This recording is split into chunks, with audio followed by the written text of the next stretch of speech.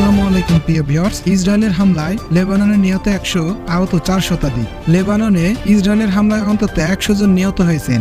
সকাল থেকে চালানো হামলায় তারা নিহত হন বলে জানিয়েছে দেশটির স্বাস্থ্য মন্ত্রণালয়। ইসরায়েল বলছে তারা হিজবুল্লাহর উপর হামলা বাড়াচ্ছে।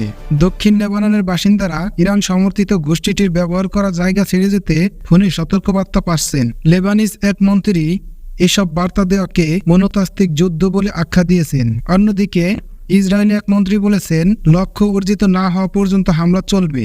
ইসরায়েল তাদের উত্তরের দিকের বাসিন্দাদের বাড়ি ফেরাতে চায়।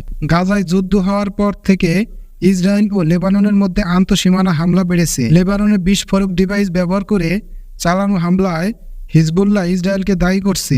গত কয়েকদিনে দুপক্ষের মধ্যে উত্তেজনা বেড়েছে। এমন পরিস্থিতিতে মধ্যপ্রাচ্যে একটি সর্বাত্মক আঞ্চলিক সংঘাতের সংখ্যা বাড়ল। লেবাননের স্বাস্থ্য মন্ত্রণালয় জানায়, ইসরায়েলের হামলায় 4 শতাধিক লোক আহত হয়েছে।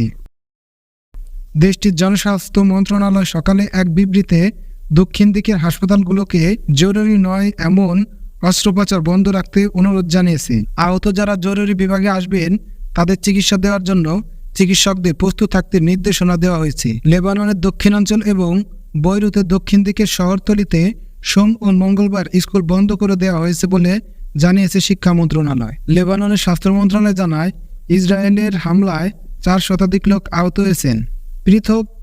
পৃথক এক বিবৃতিতে ইসরায়েল প্রতিরক্ষা বাহিনী আইডিএফ বলছে, লেবাননের দিক থেকে 35টি রকেট ছোড়া হয়। ইসরায়েলি সামরিক বাহিনী বলছে, লোয়ার গ্যালিলি অঞ্চলে 50 বছর বয়সী এক ব্যক্তি সার্পনিলে আহত হয়েছেন। এটি আরও বলছে, বিমান প্রতিরক্ষা বাহিনী বেশ কয়েকটি রকেট ভূপাতিত করেছে। কয়েকটি রকেটে আমিয়াত কমিউনিটির কাছাকাছি খোলা স্তরে পড়েছে। দক্ষিণ লেবাননে ইসরায়েলের বিমান হামলার জবাবে উত্তর দিকে সামরিক ঘাঁটি ও গুদাম লক্ষ্য করে কয়েক ডজন রকেট ছোড়া হয়েছে বলে জানিয়েছে গোষ্ঠীটি।